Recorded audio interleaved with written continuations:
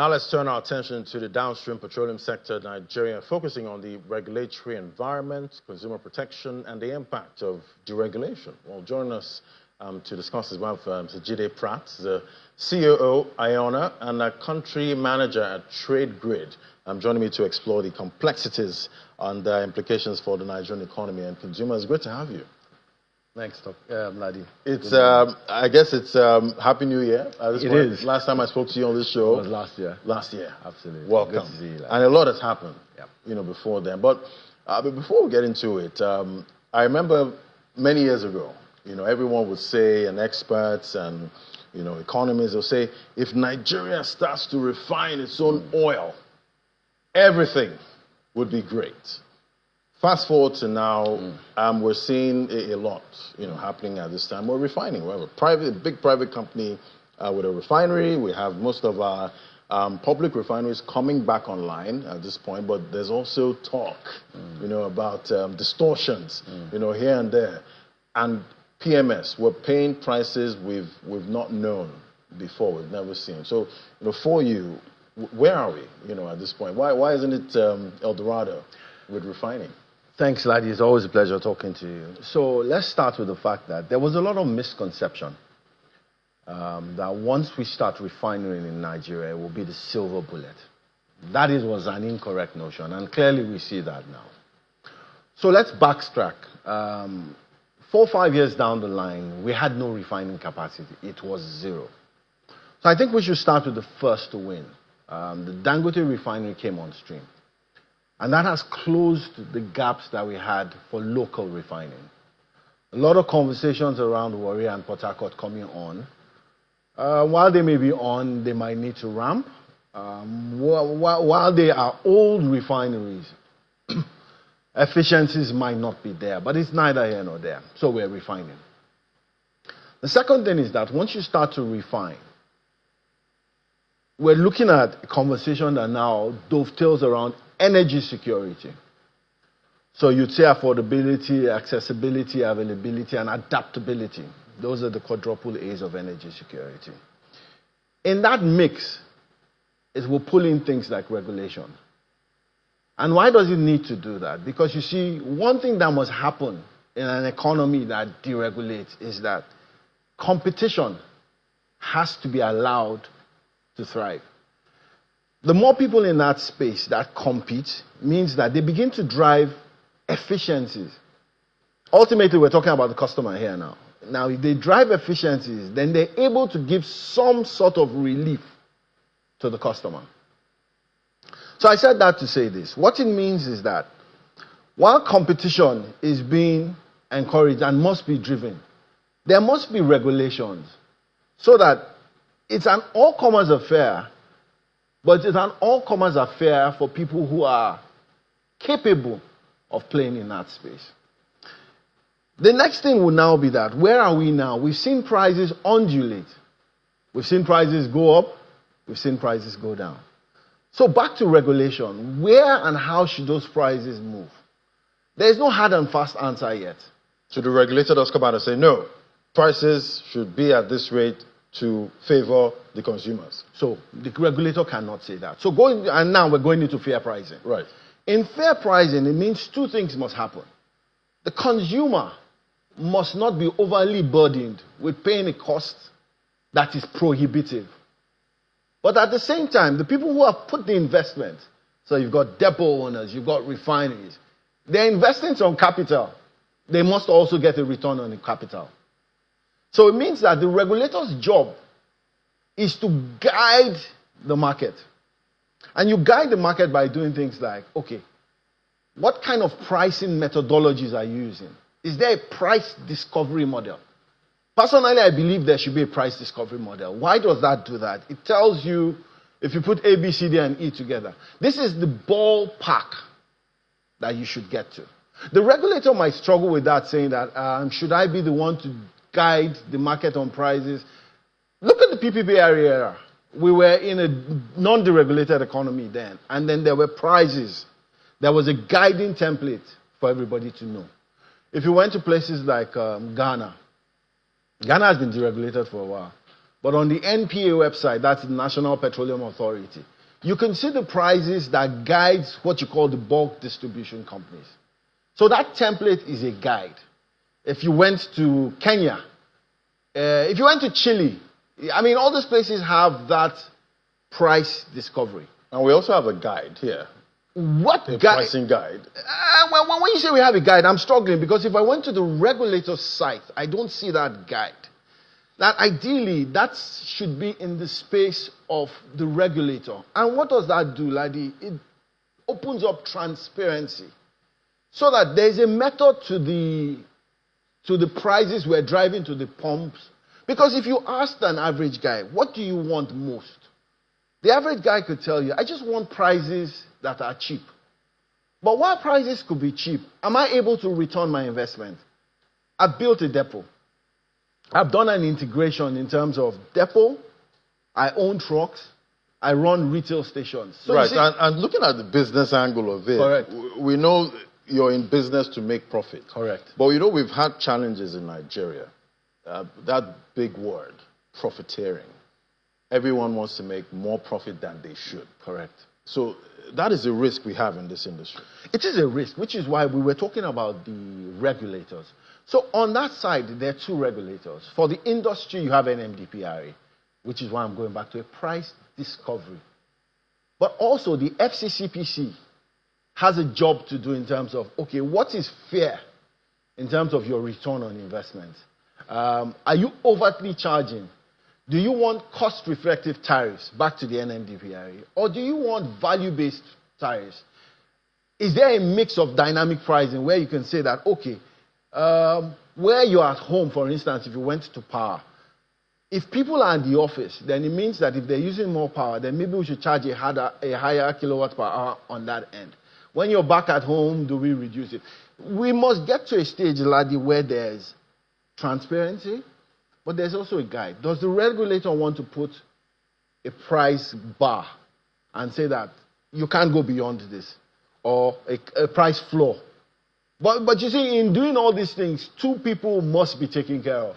The person who runs the investment and also the person who is buying at the pump. So that guiding principle has to be done by a price template, in my opinion. And, from what we've seen so far, it seems the bulk of the pressure is put on the consumer, at this point. So what should the regulator be doing at this time to, change that narrative? Because at the end of the day, the average consumer is hit from all sides. Yeah. Everything is going up, at this point, even though we got the January inflation that shows inflation is rising at a slower pace compared to with the new methodology, at this point. But what should the regulator be doing? It still goes back to the ballpark of transparency. The regulator has to guide this industry. Why does the regulator do that? If the regulator doesn't do that, then it means players in that space can wake up in the morning and I want 100% profit. But if there's no basis to 100%, who stops them from doing that? Regulator. We're going back to FCCPC. So they must be engaging conversations. NMDPR has to be having conversations that, look, if you're bringing in X amount in terms of import, what is the basis of your pricing? Is it CIF? Is it FOB? What are you looking at in terms of shipping? There must be some transparency so that if the regulator has that data, then the regulator can say that, but you're charging an excess amount here based on what you've landed. But if they don't have that data to compute, Ladi, then we'll keep on having these conversations, but it will be up in the air. There must be a guiding template. It must be published. It must be transparent. The regulator has to ask the players, what is the basis of price A or price B? Have an understanding, and that way they can protect both the person who is investing and the end user. That is the way it has to happen. Right. And I'm talking about, protecting the end user. On social media, we've had that talk about whose fuel is better, when it comes to the major refiners, in the country. And, there's also that talk about, sulfur content, which one's burning slower, burning faster. But in all of this, how do we make sure the consumer is getting quality? That's a brilliant question, Ladi. And it goes back again to regulation. You see, we can't have this conversation any which way without regulation. Right. So look at petrol. The petroleum regulator is NMDPRA for downstream. So they say this is a specification sheet. And I'll take an example of PMS. You would see, in terms of specific gravity at 15 degrees Celsius, you would see a range of 0.72 to 0.78. That is a guide that the regulator has put in. You would see things like research octane number, minimum 91. It's a guide, because what they're saying is that the quality must not go beyond this standard, whether you import it or whether it's locally refined. So those are guiding principles that the regulator puts out. If you look at products, what makes a product burn faster? These factors also play. If you also looked at that video, there was something that we noticed in the video. The colors were similar. It is important that if you looked at a specification sheet for petrol, you would see clear and bright. So petrol by effluxion is more often than not like water, light. But everybody that refines or in that process adds what you call a dye. That's why on the same spec sheet, you might see things like ox blood in terms of distribution. So under color, they'll put clear and bright. You now see color for distribution, ox blood red. And that is to differentiate. You're not carrying water. So ox blood is not a bad thing. It's not a bad thing. So, so it's a dye issue.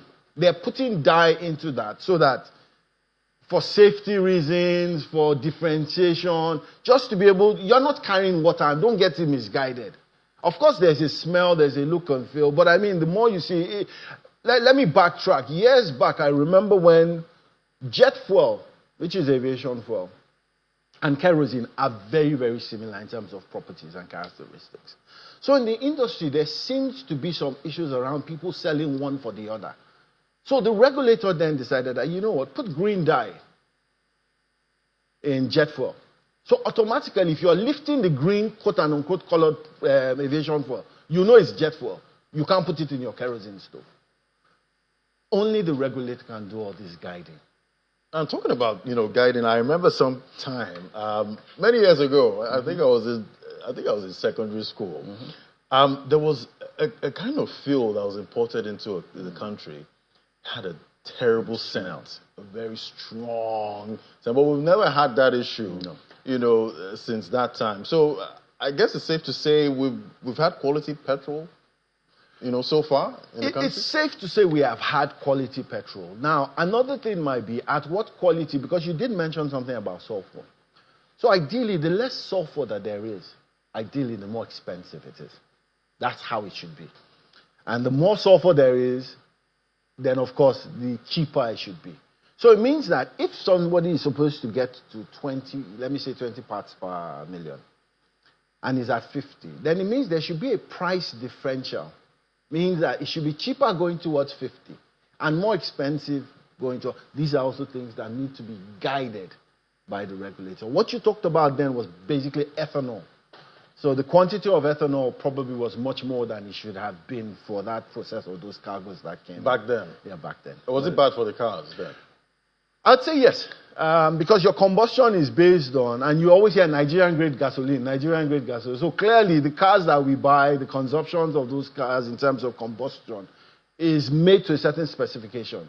So if there's too much ethanol, it could have issues in terms of clogging, but I'm not a mechanical engineer. So, I mean, those are the things that happen. Right. But I think we've gone past that to a large extent. All right. So, it's 2025. What do we need to see more to, bring sanity into this industry and to, so maybe the average Nigerian can at least pay an affordable price for PMS? I would say two things that are critical, and we've talked about the regulator in terms of transparency. But we also need more competition. We need to be able to bring in as many players that can play in this industry, because you see, competition will drive efficiency. If it drives efficiency, then what it means is that my cost to the public reduces, because I'm able to drive efficiencies. But data is still the most important part, Ladi. We need to be able to go to a website of the regulator and say, okay, these are what the prices look like. We need to be able to apply dynamism. So if crude oil drops, at what stage did it drop? If the gasoline index has also dropped based on crude oil drop, then we should see that reduction at the pumps. We shouldn't wait for, so let's get dynamic. And at the same time, if we cut it now and say that crude oil prices have gone up, then maybe there's an increase. But that dynamism should not wait, where you hear people driving to the station and saying, but you've changed prices now. Why did this price go down and then you're still selling at the old price?